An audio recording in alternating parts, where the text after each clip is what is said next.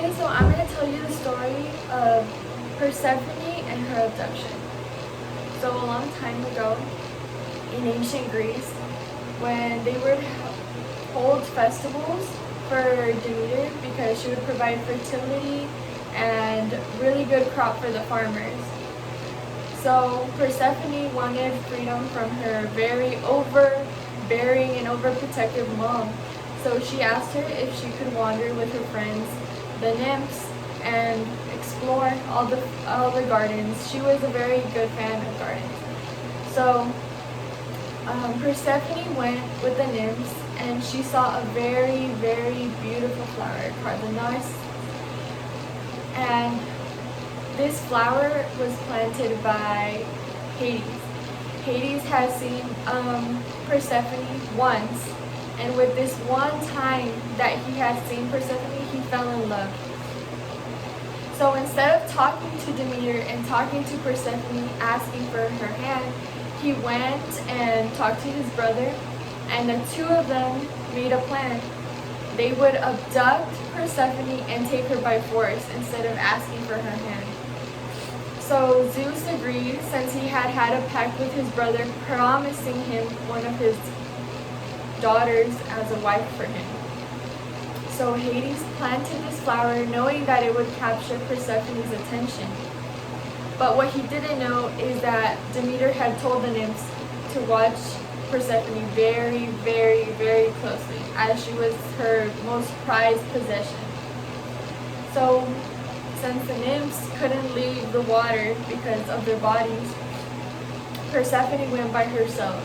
And as she was admiring this very, very beautiful flower, suddenly the earth started moving and a crack started forming in the ground. And out of it came Hades with his horses, ready to abduct her. And they snatched her. And one of these nymphs tried so hard to hold on to Persephone because they knew what Demeter would do to them if they found this out.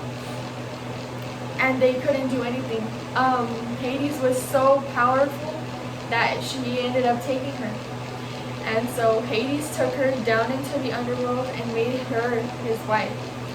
Persephone was so distraught as she had been so close to her mother and had known no other life besides the life with Demeter. But after some time, and with the careful love and attention that Hades would show her, he would plant gardens for her and give her beautiful gifts to show him his love towards her. Slowly and slowly, Persephone started falling in love with Hades. And their love was known to be one of the greatest loves that was ever known in Greece. But Persephone was not having this. When she realized that her daughter had been taken, she turned the nymphs into sirens.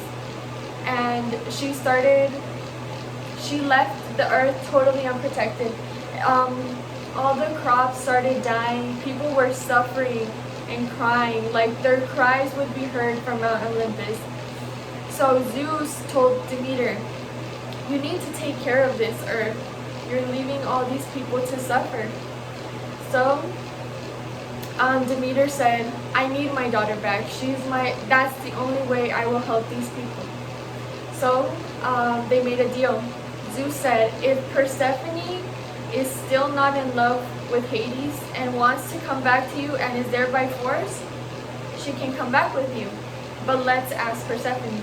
When Hades heard about this, he gave Persephone a pomegranate, because it was said that if a lover gave their partner a fruit, they would never leave them. So when Persephone ate the fruit, that's when Demeter and Hades came and asked her, "Do you want to leave?" And she said no, that she was in love and wanted to stay with her husband. But Demeter was very angry and was not happy with this answer.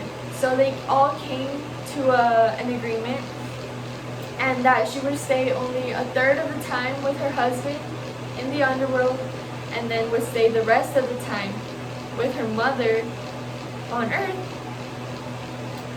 And this is a very special time in Greece, and it's still celebrated to this day. They have an annual festival to celebrate the release of Persephone, but in reality, she was really in love with her husband Hades. And this is the great love story of Persephone and Hades.